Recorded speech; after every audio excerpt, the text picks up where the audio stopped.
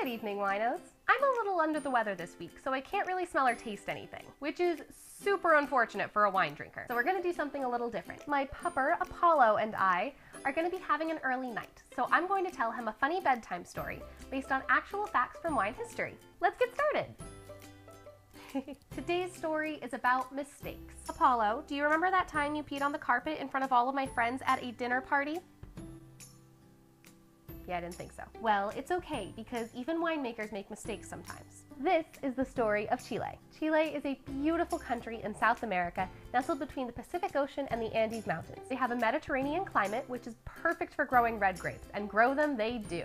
In 1851, and there's just no way I'm gonna say this right, Don Silvestre Ochagava e Chazareta,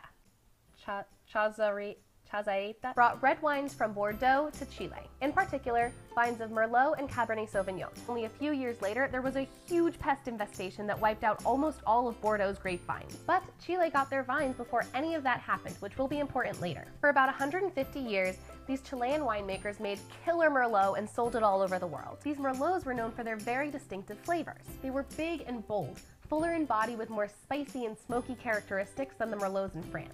Around 1994, Chilean winemakers started questioning some issues they were having with their vines. Some vines were ripening much later than others, and their leaves turned bright red later in the season while others didn't. They weren't sure why this is happening, so they called in reinforcements. A respected French botanist, Jean-Michel Boursiquot, visited Chile to find out what was wrong with their Merlot vines. After careful study, he discovered what the problem was. And it was kind of a big problem, in that the Merlot vines weren't Merlot vines. They were Carmenere, an entirely different grape varietal altogether. They were literally growing two different grapes next to each other for 150 years before anyone was like, hey, some of these things are not like the others. Now this was a big deal, not just because Chile had been producing wine under the wrong identity for a century and a half, but because people thought Carmenere was extinct. It used to be one of the 6 noble varietals of Bordeaux, along with Cabernet Sauvignon, Merlot, Cabernet Franc, Petit Verdot, and Malbec. After that pest I mentioned earlier wiped out all of the grapevines, they replanted most of them,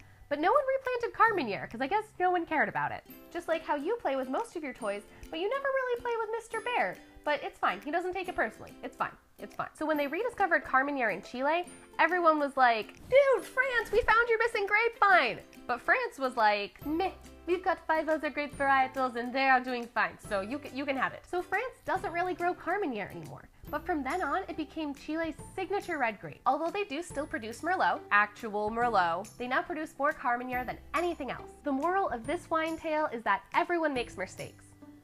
The moral of this wine tale is that everyone makes mistakes. If you're sitting there thinking that you also wouldn't be able to tell Merlot and Carmenere apart, that's totally fine. Neither could anyone else for 150 years. The end.